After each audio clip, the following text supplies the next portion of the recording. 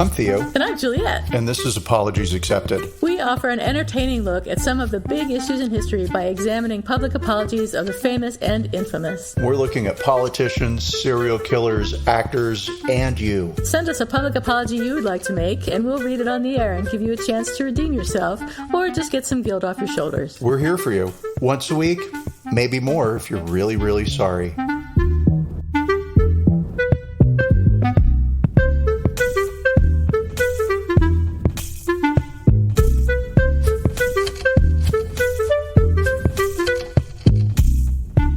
Hi, everybody. This is Apologies Accepted, the podcast.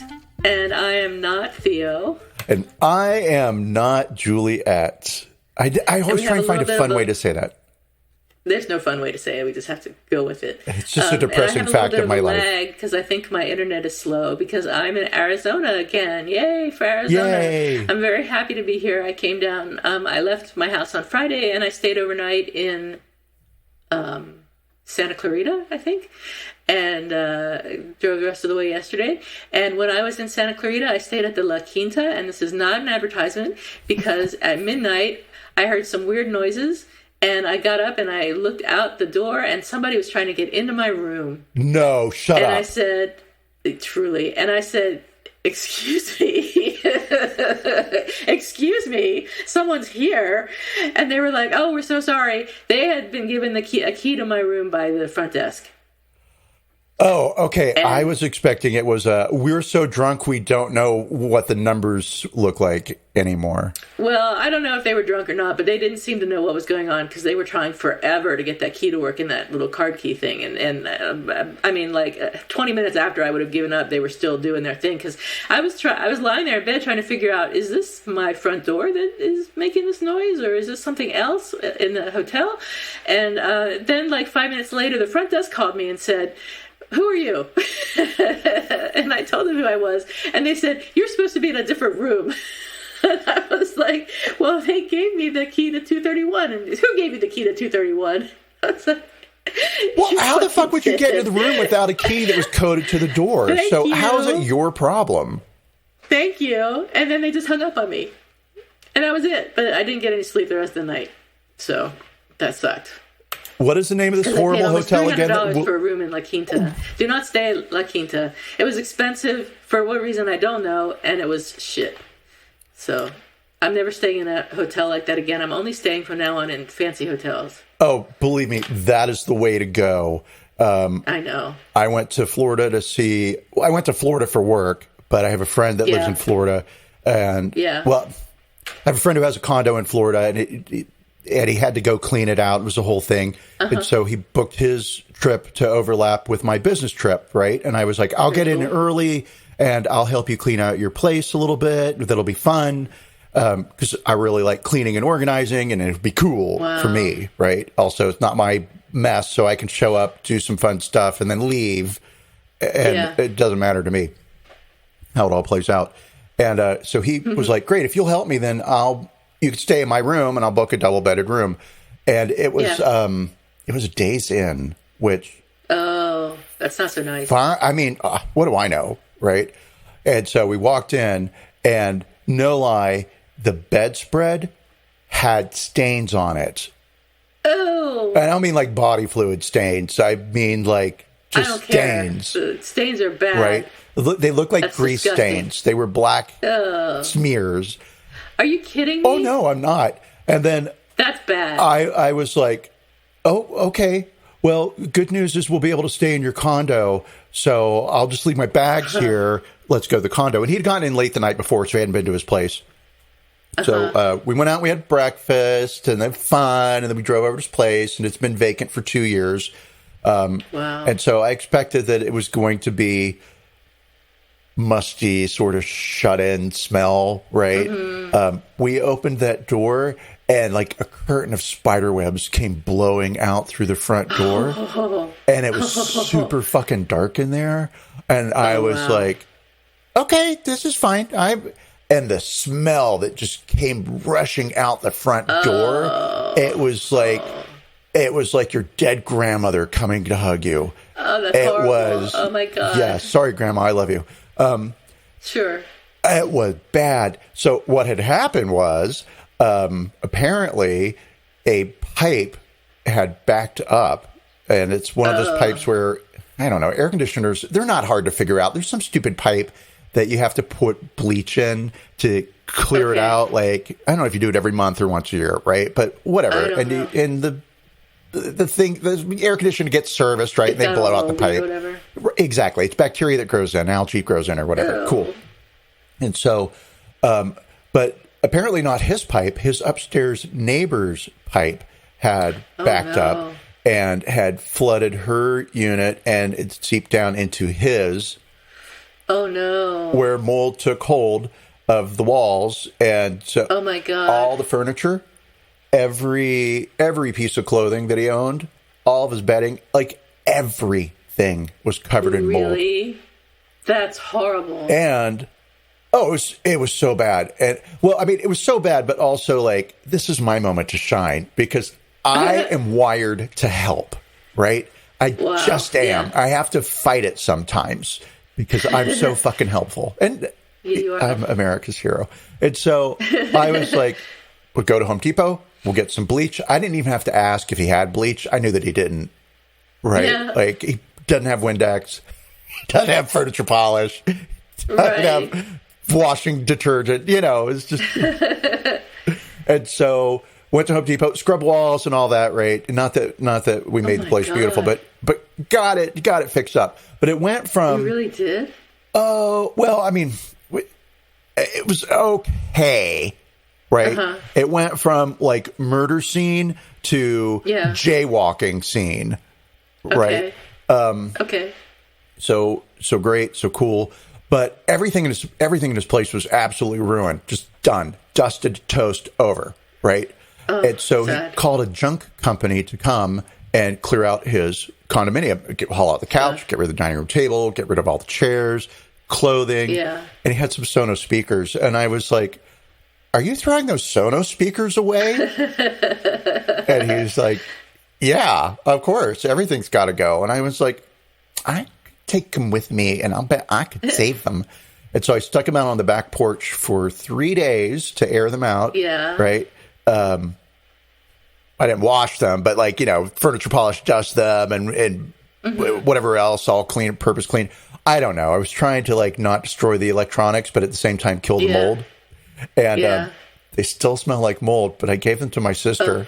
Here's some Sonos speakers. Some moldy speakers. I told her they came from a moldy house, but and you know, I know she's the type of person who will grab a microscope and go in there and remove the mold. What are the individual cellular moments? Spores? The spores, but whatever. Yeah. The mold will be removed cell by cell. So cool. Yeah, and so that's what I did on my 2-week vacation. I worked a lot and fought mold. But did you stay in that hotel? I forgot to connect those dots. So I had been looking forward to hanging out with my friend in his condo and ordering a pizza and wearing pajamas and watching dumb movies, right? The Netflix thing. What was it? The Murdoch Murders. I watched it on the plane. I don't typically watch true crime, but every now and then something will catch my attention. Sure. And so I was telling him about it. It was like, oh, that sounds really interesting. I want to see that. It was like, I will watch it with you again. And you and I can pretend that we're attorneys and then debate about how all those attorneys are wrong, right? How we would have solved this in 5 minutes. So cool. After we got inside and turned on a light and saw the mold, I was like, that hotel does not look bad at all now. I guess not after all that mold. That is where we're staying, and that's where we stayed. And I crawled into that stain-covered bed, smelling of mold, and thankful to have dirty sheets to lay on top of that didn't have mold on them, because that was it. Wow. Yeah. So I hear you on the luxury hotel only. That's my new standard. Yeah. Yeah. I'm sure nothing bad can happen to you at a luxury hotel. No, how dare it? And if it does, do you know how much money I'm paying to stay here? That's right. I mean, it wouldn't have been much more than $300 for me. It would have been $300 for me to stay at even like a Kimpton in Los Angeles, and the same price and better service, I mean, I don't know if it's a luxury hotel, but it's a nice hotel, and they take dogs. And I would not have had somebody awaken me at the middle of the night. But anyway, no, they would have. So, yeah. They would have not. Well, had they awoken you, they would not have accused you of breaking into a room. How did you fuck us up? That's right. How is it your fault? It was terrible. But anyway, I'm in Arizona now, and I'll probably get broken into on here. But sure, absolutely. But for now, I'm still alive. So that's mostly my bacon. I did go to Coronado last weekend and have a good time. Had a good time there with my husband, and it was a little cold, so it was too cold to hang out on the beach, really. But it was beautiful. We had a room overlooking the ocean. And it was a nice hotel, and I can't complain about anything. San Diego is nice. We did go to the zoo, which was kind of a disappointment. For the number one zoo in the United States, I really wasn't all that impressed. But, I mean, I'm not a zoo expert, so maybe there are things about it that I don't understand. But that was I was going to say, there's... You know how, like, every city is the number one city, right? It's like, we're the number one city because we've... the most people spread out over the greatest surface area. We're the number one city because we have the most homes with pink roofs, right? Whatever. Right. So with the zoo thing, it's like, is it your collection? Is it the type of care you administer? Is it the number of people that you trick into coming in and watching imprisoned animals do it's probably that. Their thing? Yeah. Zoos, I love them when they're so fucking depressing. I think they are depressing. I mean, this one wasn't as depressing as many, but it was still depressing. So we took a little cart around the zoo because it was kind of big, and we didn't want to wander all over the place not knowing where we were going because we tried that and it didn't work out. So we took a little tour, and that was fun. So we got to see some animals sort of close up that we normally wouldn't have had such a view to. But that was fun. I was so excited. I was like, did you get to drive yourself around the zoo in a little cart? No, that would be fun. Awesome. No. Okay, I'm revising my zoo opinion right now. Jail those animals and let me drive around and look at them. I'm having a good time. It'd be cool if they rented golf carts and let everybody drive themselves around. So that's it. How about you? What's your bacon? Well, I mean, other than Florida and other than work, that is it. So I have to really think. I did watch I watched a movie last night because tonight in our real time as we record this, as opposed to our fake time when we're not recording anything. Right. It's the Oscars. And I'll be watching because it'll be fun. And look forward to it a little bit. Cool. Can't wait to see how often they reference the slap, which is the only moment in Oscar history that anybody even remembers. Right. And so, fine. And so last night I was like, I should watch an Oscar-nominated whatever film, Theo. They're called films. And I've seen The Whale, which it was good. Like, was it? It was good. Okay. Brendan Fraser was good. And so all the prizes are yours, right? Cool, Brendan Fraser. And so I watched Women Talking. And I've got to say, I forgot that was even a movie. The title gives it away. But it was definitely, it's good. It is good.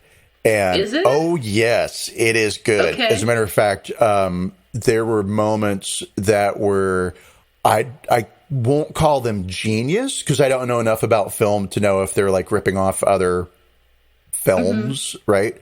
But the camera work is exquisite. And there are those movies that are actors movies, and The Whale is an actor's movie. You watch it to watch Brendan Fraser, right? Okay. And then there are films that are films, and those you watch for the whole construction of the piece, right? Everything from camera angles and shots, not shoots, to dialogue, to pacing, to color saturation, to the whole fucking schmear is encapsulated in Women Talking. So good. And there was this one scene that it took my breath away. And it's just the camera work, right? And I'm not giving anything away when I say, and I'm not a film nerd, right? I don't look at like, it sounds like, all you do is study camera angles. No, not at all. It's just, it was that fucking good. It caught my attention, right? Wow. And it was, this woman is standing, looking out into the distance, thinking about something, not talking for a moment in the film. And the camera sort of pans 360 around her, but it's more of an intimate shot. So it's like anyway. So it turns around her and stops, comes back to its original position, and she turns her head in a counter direction from the way that the camera had moved, and it's just such this beautiful movement, and like it was stunning. And camera work is not usually, I've been talking 5 minutes about the stupid camera work, fucking amazing. And the premise of the film is good. I got 3/4 of the way through and I was like, enough. You've been talking about this movie for 10 minutes now about how great it is, and you didn't even watch the whole thing. No, you know what? I saved it because I was like, this really does feel like a Sunday afternoon film. Like this, this was a Saturday night. It was 8:45 p.m., dangerously close to my bedtime. So I was just like, I'll save it for tomorrow. I will finish it. It is a bit, not heavy, but it is heavy. And I loved it. I loved it. And I would be really interested in your thoughts on it as a feminist. Try and watch it today. Is it feminist at all, or is it just women talking? Do they ever do anything else? Yes, they do. And I forget, it's, it's the male gaze. Oh, yeah. Yeah. And so some air quotes around feminists. Some of these feminist movies are sort of like a counter reaction to the male gaze, right? We're going to do the opposite of it. And this one did not do that. And I'm sure they didn't do it intentionally because it does. It's a cliched move. Yeah. Is it a feminist movie? I would say so. Okay. But I'm a man. That makes it so. Yeah. But I'm asking you if it's a feminist movie. I'm not going to, judge it myself. I want you to know. You to tell me because you're the man. Right. Exactly. I'm glad we've sorted that out. All right, sounds good. Now I have something to watch as well as whatever that TV series that I told you to watch with Natasha Lyonne. That name I've already forgotten. But I want to call it The Punter, and that's not it. That's a bad word in English, British English. I'll think of it in a moment. I'll think of it in a moment because I'll look The it Profiler. Up. It's Poker Face. That's it. It started with a P. Yeah. Points to me. You're right. You're right in spirit. All right, so what do we got today? I don't know. After a 20-minute warm-up. We have, I'll tell you what we have. Let me just jump right in. So let's do that. A Facebook post by somebody named J.M. Roth appeared in January 2016, referring to St. Paul Black Lives Matter protesters. If you remember, back in 2016, that was a big time for the Black Lives Matter movement. And this Facebook post said, I'm going to read it to you now. Run them over. Keep traffic flowing and don't slow down for any of these idiots who try and block the street. Here's the deal. You continue to drive, and if you hit someone, meaning a protester, make sure you call 911 to report the accident and meet the cops a block or two away, and you can justify stopping further away because you feared for your safety, since in the past, people in this group have shown a propensity towards violence. Since they are trying to block the street and or cross where there is no crossing, you should not be charged with anything. Now, these idiots could try and sue you in civil court, but remember that it will be jury trial, and so most likely it will come out in your favor. Yeah. So that is a person saying, run over protesters. If you're driving down there, just run them over. Literally, run them over. Don't think for a moment about what else you should do or whether that's right or anything like that. Just run them over. And here's how to get out of it. So striking thing, a striking thing, is that this wasn't the first time that this J.M. Roth person had posted things like this to Facebook. The administrator of the Twin Cities Police Accountability Facebook page reported that he'd trolled their pages in the past, calling people names and making defamatory comments, and had even previously encouraged people to run over protesters. And what makes this really disturbing is that, as activist Andrew Henderson figured out, J.M. Roth was actually Sergeant Jeff Rothecker, a 22-year member of the St. Paul Police and a vice president in the Minnesota Fraternal Order of Police. After the activist Andrew Henderson turned over his information to the St. Paul Police Department, Rothecker was put on leave pending an investigation. He resigned as vice president of the Minnesota Fraternal Order of Police. As it turns out, Rothecker was the subject of 15 previous internal affairs investigations during his 22 years at the department. 15? 15. That's 7 of these complaints. Almost one a year. Like, okay. Yeah. Mm-hmm. He was not a good guy, it seems. I mean, hard to believe expressing opinions like that on the internet, even though he was doing it semi-anonymously. But right? Mm-hmm. 7 of the 15 complaints were sustained, but the most serious discipline he got was a 2-day suspension for not properly supervising an officer who beat up a prisoner in a holding cell, causing him to need 12 staples to his head. And the story that I read said that the officer beat up this prisoner because the prisoner was dating his daughter. In jail? In jail. I know. He was. But I don't know. I mean, I don't know the whole story. He got arrested somehow, and he got while in a holding cell, the officer whose daughter was dating him beat him up. So that officer eventually resigned as a St. Paul police officer, and Chief Thomas Smith wrote in a discipline letter to Rothecker, "Your actions reflect poorly upon you and have brought additional scrutiny to police officers of this department. As a sergeant, your actions in this instance showed a lack of respect and poor judgment. Your failure to lead has brought embarrassment to the department, was an extremely poor example for those you were trusted to supervise, and has impacted careers of officers you were responsible to protect."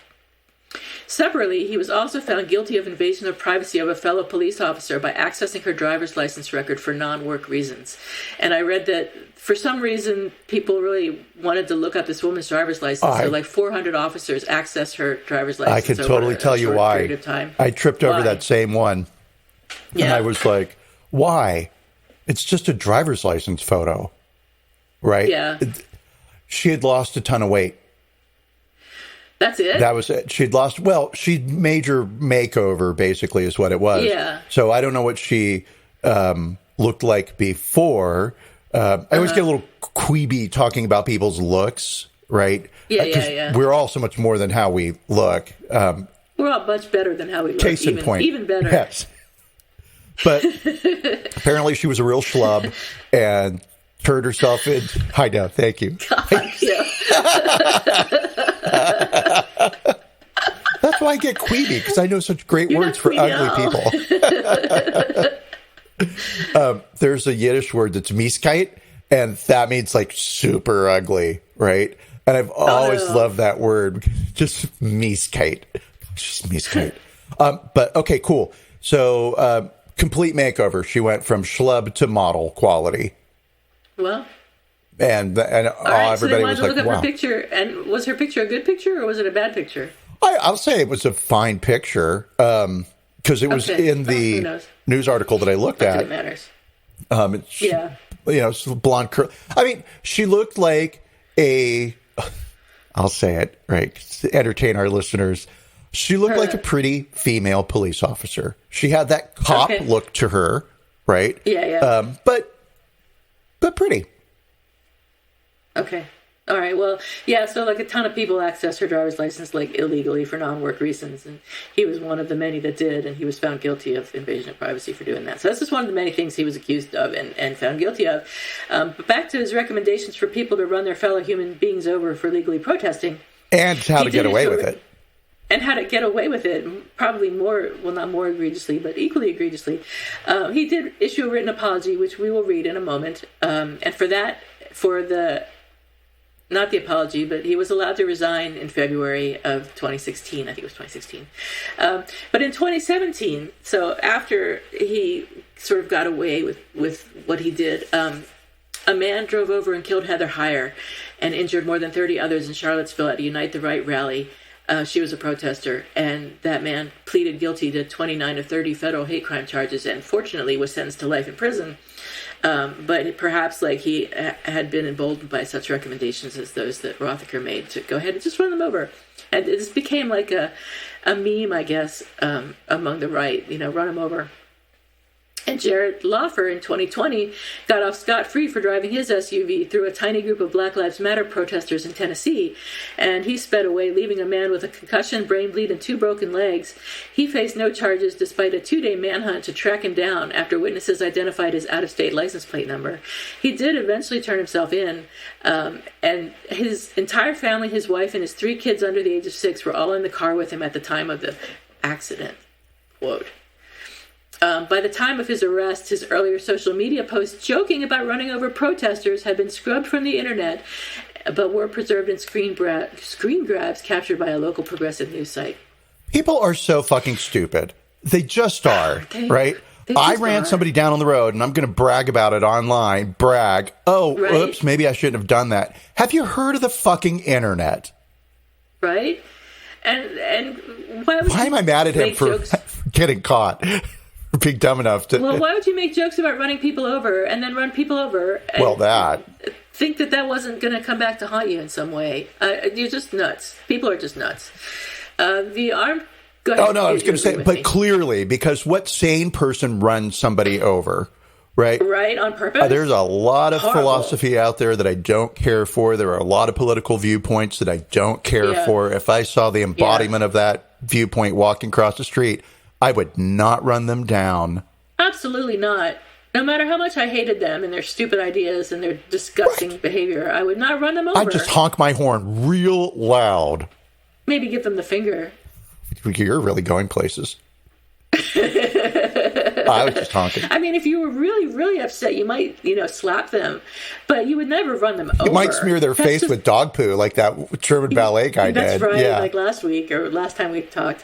But, I mean, you don't run them over. That's just ridiculous. But the Armed Conflict Location and Event Data Project identified 69 malicious ramming attacks against protesters. So people obviously don't agree with us. And this was just between May 28th and September 15th of 2020.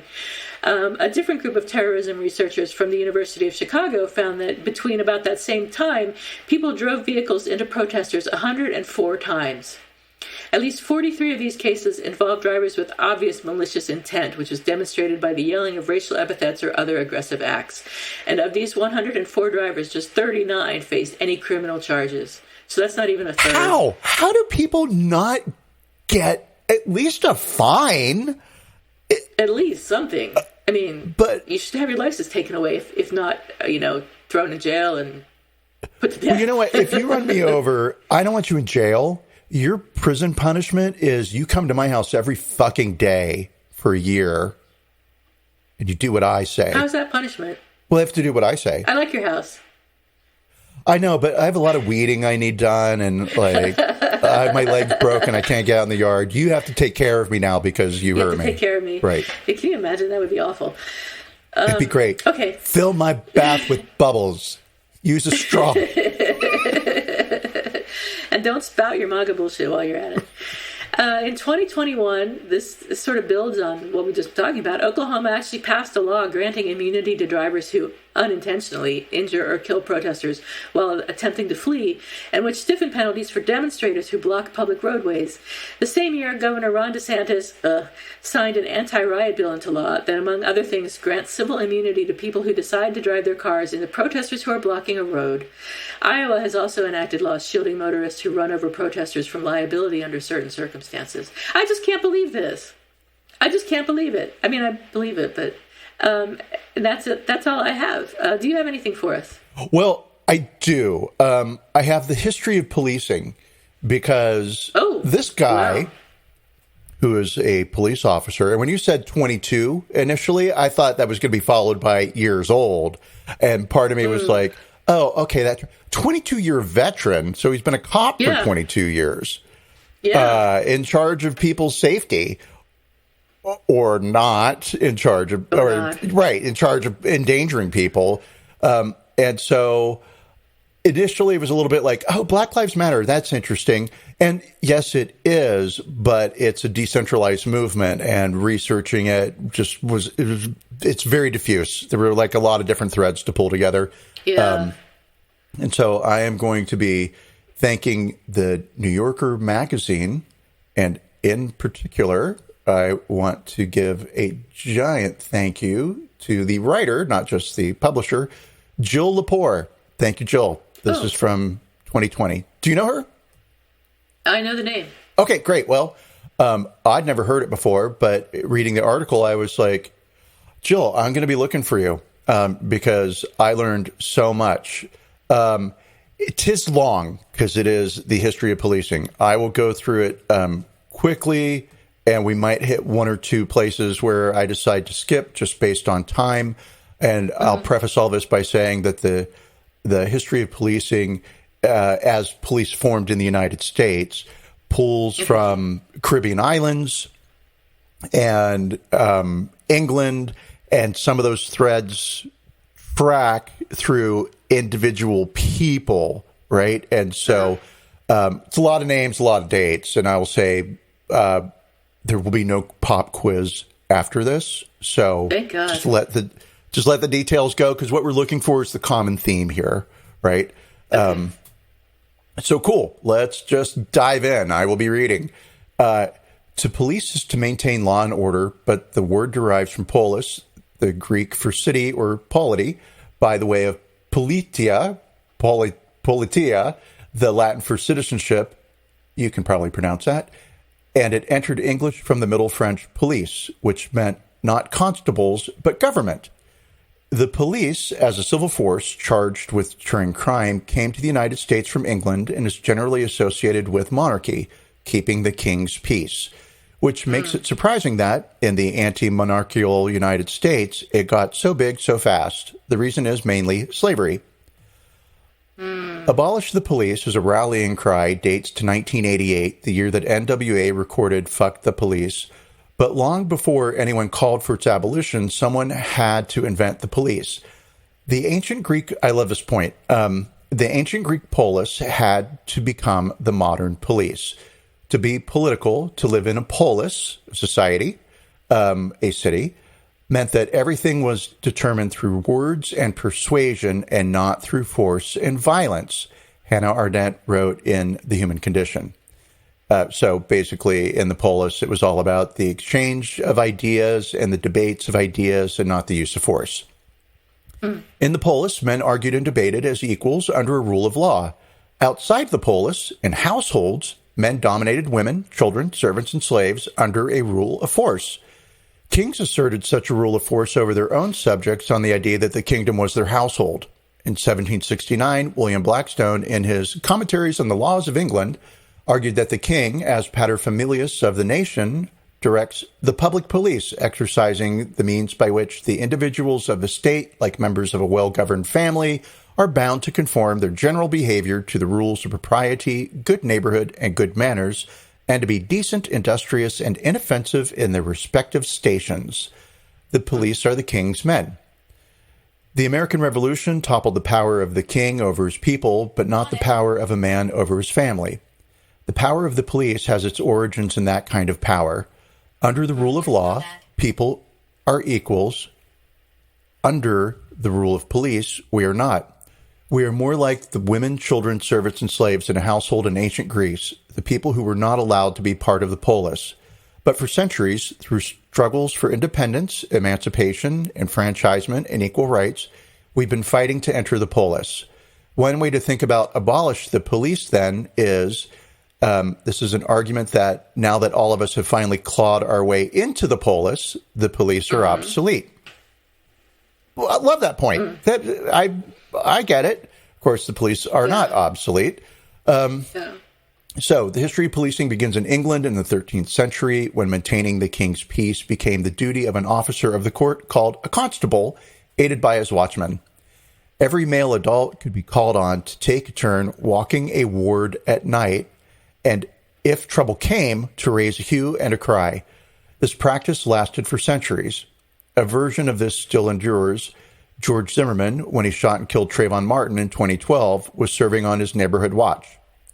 The watch didn't work especially well in England. The average constable is let's do this in the appropriate accent. The average constable is an ignoramus who knows little or nothing of the law, Blackstone wrote, and it did not work especially well in England's colonies. Richmond paid poor men to take their turns on the watch, which meant that most watchmen were either very elderly or very poor and very exhausted from working all day. Boston established a watch in 1631. New York tried paying watchmen in 1658. In Philadelphia in 1705, the governor expressed the view that the militia could make the city safer than the watch, but militias weren't supposed to police the king's subjects. This is pre-Civil War, pre-War for Independence, 1705. So we were British subjects. They were supposed to serve the common defense, waging wars against the French, fighting native peoples who were trying to hold on to their lands, or suppressing slave rebellions.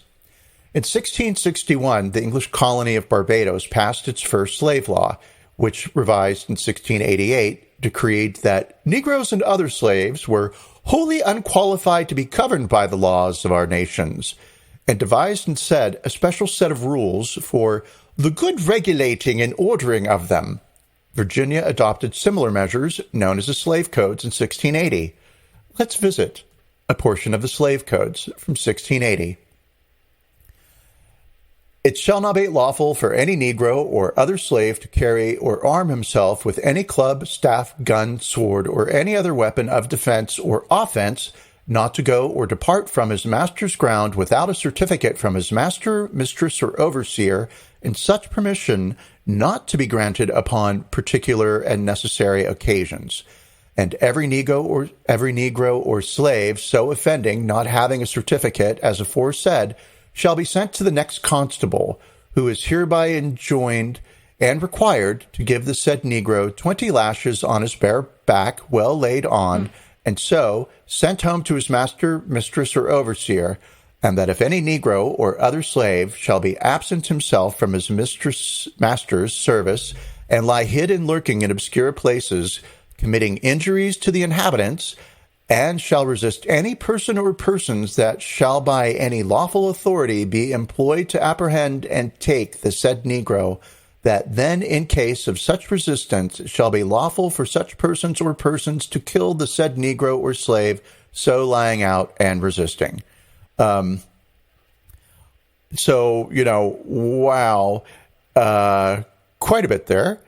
In the 18th century New York, a person held as a slave could not gather in a group of more than 3, could not ride a horse, could not hold a funeral at night, could not be out for an hour after sunset without a lantern, and should not sell Indian corn, peaches, or any other fruit in any street or market in the city. That was a way of ensuring that they just didn't get their hands on money. Let's see. Then we have the slave patrols, and those originated in Cuba, and we had plantations throughout the Caribbean, and a lot of the plantation owners were from wealthy Southern families in the U.S. And so somebody might be managing the lands in Cuba or Barbados and then come back home to South Carolina, and they would bring these ideas for controlling the slave populations on those island nations with them to the U.S. And so those methods and techniques got sort of picked up by the constables and people who were responsible for maintaining order. In 1789, Jeremy Bentham, noting that police had recently entered the English language, meaning in something like its modern sense, made this distinction. Police keep the peace, justice punishes disorder. Then in 1797, a London magistrate named Patrick Colohan published a treatise on the police of the metropolis. He, too, distinguished peace kept in the streets from justice administered by the courts. Police were responsible for the regulation and correction of behavior and the prevention and detection of crimes. It is often said that Britain created the police and the United States copied it. One could argue that the reverse is true. Colohan spent his teens and early 20s in colonial Virginia. So he was a British guy who came to the States, lived and worked in Virginia, and then went back to London.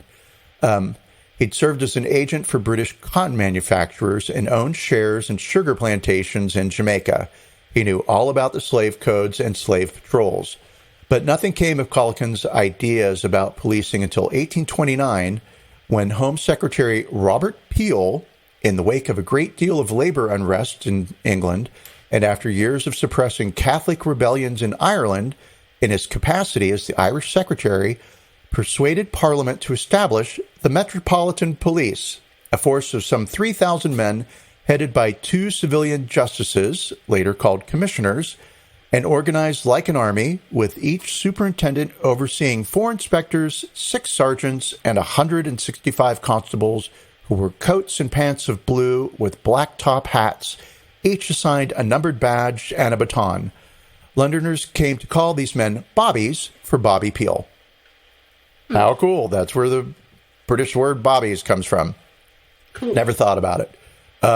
It is also often said that modern America urban policing began in 1838 when the Massachusetts legislature authorized the hiring of police officers in Boston. This, too, ignores the role of slavery in history of the police. In 1829, a black abolitionist in Boston named David Walker published an appeal to the colored citizens of the world calling for violent rebellion. One good black man can put to death 6 white men. Walker was found dead within the year. And Boston thereafter had a series of mob attacks against abolitionists. Gee, I wonder why. Including an attempt to lynch William Lloyd Garrison, the publisher of The Liberator, in 1835. Walker's words terrified Southern slave owners. The governor of North Carolina wrote to his state senators, shall we use an accent? I beg you will lay this matter before the police of your town and invite their prompt attention to the necessity of arresting the circulation of the book. By police, he meant slave patrols. In response to Walker's appeal, North Carolina formed a statewide patrol committee. So we had white people saying, hey, black people should really rise up and take out some white people. And as political opponents to the slave owners, this made the slave owners uneasy. And these words generated a fear that this could actually really happen. We have white people advocating for it. So we better make sure it doesn't happen. Let's get some men out on some horses. New York established a police department in 1844. And this is the thing, like, police departments are so relatively new. 1844, I was like 6 years old. Yeah. New Orleans and Cincinnati followed in 1852. And then Philadelphia, Chicago, and Baltimore. Population growth, the widening of inequality brought about by the Industrial Revolution, and the rise in such crimes as prostitution and burglary all contributed to the emergence of urban policing. So did immigration, especially from Ireland and Germany, and the hostility to immigration. A new party, the Know-Nothings, sought to prevent immigrants from voting, holding office, and becoming citizens. In 1854, Boston disbanded its ancient watch and formally established a police department. That year, the Know-Nothings swept the city elections. American police differed from their English counterparts. In the U.S., police commissioners as political appointees fell under local control with limited supervision, and law enforcement was decentralized. Also, unlike their British counterparts, American police carried guns, initially their own. And that just means the private person who owned guns. In the 1860s, the Colt Firearms Company began manufacturing a compact revolver called a pocket police model, long before the New York Metropolitan Police began issuing service weapons. American police carried guns because Americans carried guns, including Americans who lived in parts of the country where they hunted for food and defended their livestock from wild animals. Americans became vigilantes, especially likely to kill indigenous peoples and to lynch people of color. Between 1840 and the 1920s, mobs, vigilantes, and law officers, including the Texas Rangers, lynched some 500 Mexicans and Mexican Americans and killed thousands more, not only in Texas, but also in territories that became the states of California, Arizona, Nevada, Utah, Colorado, and New Mexico. A San Francisco Vigilance Committee established in 1851 arrested, tried, and hanged people. It boasted a membership in the thousands. An LA vigilance community targeted and lynched Chinese immigrants. Let's see. I think I'm going to scroll through a bunch of this because we start getting into how these organized groups of people who were appointed to uphold the law and used their own weapons to do so, and then later received weapons, sort of get married to the military, meaning that people who had been employed in the military then eventually start joining the police. So then there's this move that starts to occur where, because there's this nervousness of black people and black people grouped together and living in communities, police forces went into those communities, and that's where we get the over policing. Those are the terms I'm looking for, of people of color, and the high volume of arrest. So there was one city where 25% of the people who were arrested were people of color, but they comprised only 7% of the entire population. We'll leave it at that. It's a great article. It is from July 2020, and Jill Lamore in the New Yorker, and it's called "The Invention of the Police." It's interesting. I hadn't realized how tied in with racism and slavery the police officer stuff was. And I'll say those, whatever your foundation is, it eventually just becomes the DNA of your organization, right? Yeah. And so those ideas are hard baked into our concepts of what is a police officer. And that just gets down to, or it touches upon being raised within a racist society and not understanding how things function, because we don't have to understand how they function. They just work to benefit us. So it's not surprising that a police officer would tell people how to run over Black Lives protesters or Black Lives Matter BLM protesters, right, because that's the training he received. This is what you do. So yeah, let's read his apology. All right. So he did post an apology. There's some question in my mind, at least, as to whether he wrote this apology. My guess is no, but you can judge for yourself. So what he said was, "I am extremely sorry for posting what I did. I understand that the post was insensitive and wrong. My poor choice of words conveyed a message I did not intend and am not proud of. Shortly after submitting the post, I reread it and deleted it. As a law enforcement officer, I would never intentionally encourage someone to commit a crime. I very much regret my actions. I apologize to all the citizens of St. Paul, the department, my fellow law enforcement professionals, and my family for the scornful attention my mistake has brought upon them. I apologize for exposing all law enforcement officers to increased scrutiny during this difficult time of ongoing conflict between officers and members of the community. I apologize to the community members who participated peacefully in the protest. Sergeant Jeff Rothecker." What do you think, Theo? So when I first read it, I was like, oh, okay. I mean, bullshit move. And I don't think that he wrote it himself, right? But, okay, I'm apologizing for the thing that I did. But when I got to scornful attention, it just all fell apart for me right there, right? Yeah. So I'm going to give it a 1.5. And I'm giving it a 1.5 because it starts off okay. And if it had kept on in that same vein, right, it could have been a 3. It was never gonna be a 5. Right. So yeah, I mean, he said my poor choice of words, which is ridiculous. What else did he say that I thought was ridiculous? Yeah, I apologizing, exposing people to increased scrutiny. Sorry for the scornful attention. Blah blah blah. So let's look at it from the criteria of our criteria. And was there an expression of regret? Yes, he says, I very much regret my actions. Okay. Was there an explanation of what went wrong? Well, he said it was a poor choice of words. So, sort of.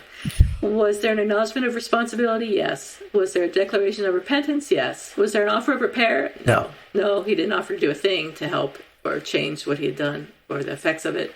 Was there a request for forgiveness? No.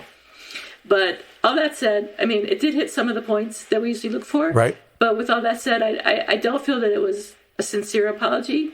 I think he was writing it to save his own butt.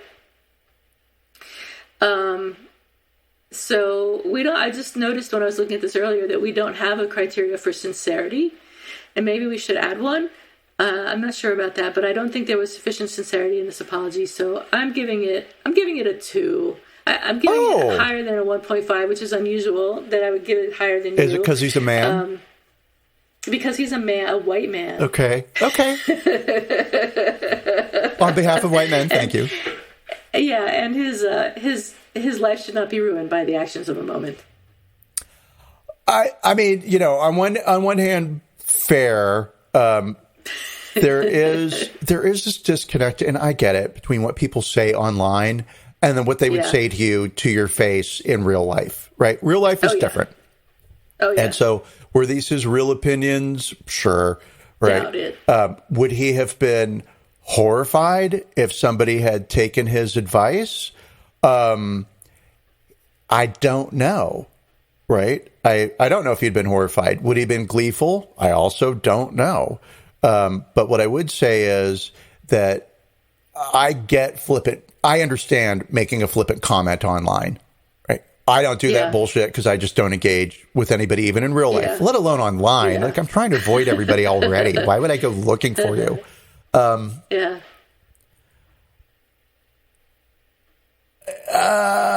Then there's it's not that it's tough. What the tough bit is the guidance he gives for how to get away with it. Yeah. Right? That's a direct action plan. Step 1, step 2, step 3. And reasonable enough. This was thought through. This was thought through, what he said. It was considered, it was carefully thought through from the perspective of somebody in the police who would know, one would presume, who would know how to get away with something like that. Whether or not that's true, and if you did all the things that he said, you would actually get away with it, I don't know. I imagine it would depend on the police department that you were dealing with. But maybe he's right. And I just, the whole thing, I'm going to take it down from a 2 to a 1, actually. And the way my brain is wired, right, when I'm like, as God, I am going to bring retribution upon you, right? So my punishment for him would have been, let's go back in time, and he publishes his thing, right? And his daughter is the one that gets hit by a driver who pulls over and calls 911, right? And follows the guideline. What do you think then about your advice, buddy? Why should his daughter have to suffer for this? Let's make it him, his son. Let him get run over. Well, let him get run over and have somebody not be punished for it. So there's a Nazi march through town, and he's there, and he's marching, right? That's the only way he's going to be marching in the streets. One, right? Sure. And then 2, somebody comes and follows his guideline. Well, that person is not going to be a Nazi, right? Unless it's a Nazi. It's a Nazi who's driving. It's got to be. It's got to be a Nazi who's driving, and here's why. Okay. Because if it's me, if it's you, if it's anybody else, it's like, well, these leftists, right? Yeah. So, by the way, I am not a leftist. I don't know what I am, but I know what I'm not, right? And I specifically... I'm a democratic socialist. A who? A democratic socialist. I thought you said a magnamic. I was like... I'm a magnanimous socialist. Yeah, good for you. You should be. Anyway. But it's got to be somebody from the right who hates him personally, right? Yeah, so that way the political differences disappear and it just becomes a personal thing. I fucking hate you, J.M. Roth, because you dated my wife's sister. Right. Right. Now I hear your name at dinner all the time. Run you down. Mm-hmm. What do you think then? But anyway, you're right. His poor daughter suffers enough. She does, I'm sure. If he even has the daughter, I don't know. Okay, that's it. We hate this apology. It's not the worst one we've ever seen. but it's pretty bad. So we give it a 1.25 total overall average between the two of us. So who's sorry now? Well, I'll tell you, it's not me because I haven't done anything to be sorry for, but I am going to say that apology expected, and maybe on Monday, maybe on Tuesday, but real soon from Silicon Valley Bank. Oh, my God. I wondered if we would talk about this. Oh, well, how could we not? Because, so they're sorry for going bankrupt. Oopsie. Sorry we took all your delicious money and spent it on candy. It's more delicious to us. And so for our listeners out there who don't know how banking works, which apparently is Silicon Valley Bank, they got a lot of money and they put it in some bonds that were supposed to return a lot of money.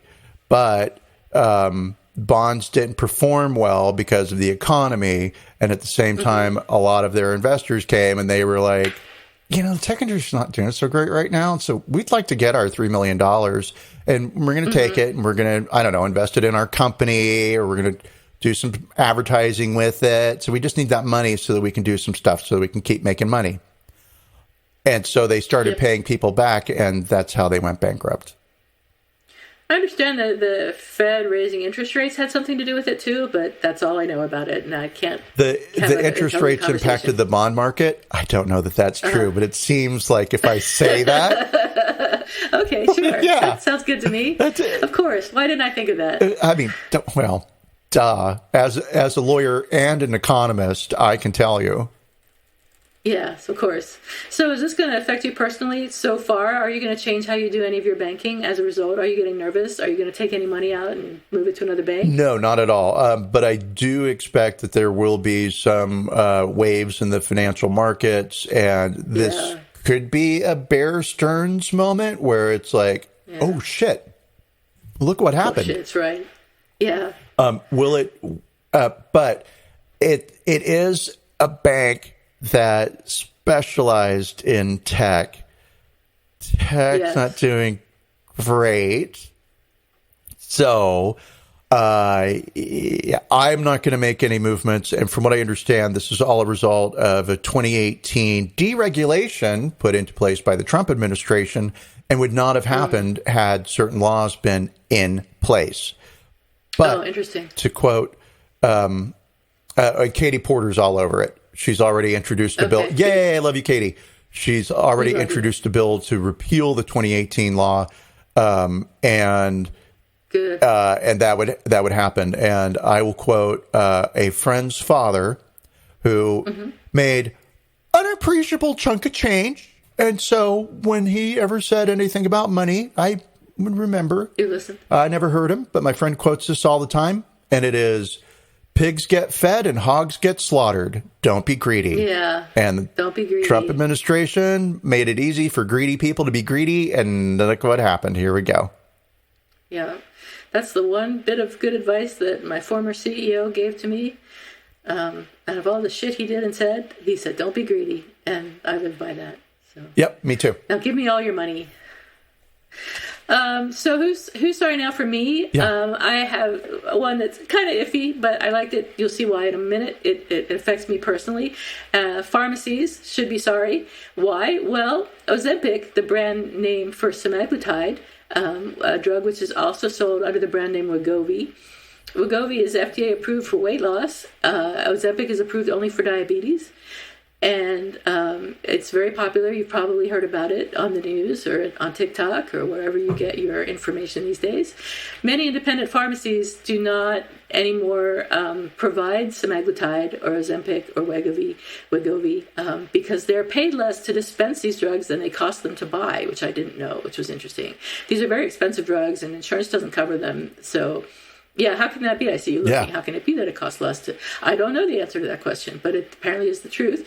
And in addition, because there's also an ongoing shortage of Ozempic, some pharmacies simply can't stock them consistently. So, but I think the pharmacies should figure out how to dispense these drugs and do it because I take one of them. Let me tell you right now, that problem solved. It is going to happen. And here's how I know, right? Okay. So, when the Biden administration put in the Inflation Reduction Act, what part of that capped insulin cost at like $35, yes. right? Yes. And so while Ozempic is not insulin, right? Yes. Whatever, because it doesn't help prove my point. And so I've just taken the air out of my own tires. But here's what I'm going to say. The cap at 35, it's not everybody, it's just whoever's under Medicare, right? But that's a shit ton of people. So this impacts the pharmaceutical industry. And a shit ton is an actually very specific numeric number of weights, right? It's like several trillion tons. So how do you make up for this loss? Volume sales. There's certainly a lot of volume of sales with Ozempic, I think, and Wegovy. I mean, I would, from the news anyway, it seems like everybody's on it. Oh. I mean, I'm on it. I'm on it. Well, there you go. And that's the whole world right there. I called a friend. I told you this pre-show, but I called a friend and I had spoken to her in a while and I was like, oh my God, so much to catch up on. Guess who's on Ozempic? And she said, everyone I know. Exactly. I was like, oh, well, that's my big fucking news. Click. Yeah. So the only problem with Ozempic and those drugs is the cost, because I can't get my insurance to pay for it. So I don't know how long I'm going to be able to stay on it, because it's pricey. It's over $1,000 a month. Get ready for the great price reduction in that, because it doesn't have to be $1,000 a month if 300 million people are on the drug, right? It's $1 a month, and they're making 300 million a month. I mean, right? You'd think. So I got it all figured out. So. This will be at the 7-Eleven. I'm looking forward to it. I can get it with my lottery ticket. The drive-by Ozempic clinic. That's right. They just throw it at the car. It says the cars drive by. It's free. My friend has some interesting social connections. And she said, all the dealers that I know have Ozempic. She's like, I'm getting calls. Hey, do you want some O? And she's like, no, I don't. Do you have any cocaine? No, there's a shortage. Have you heard the supply chain? There's a shortage of cocaine, but we can get you Ozempic. Kidding about the cocaine shortage, everybody. There's plenty. Don't panic. All right, that's it for this week, I believe. It is a show. Thanks, everybody, for joining us once again. We appreciate you, and we want to remind you to stay cool, cucumbers, and don't trip potato chip. Catch you on the flip side. You probably next week. Yeah, catch you on the flip side. Bye everyone.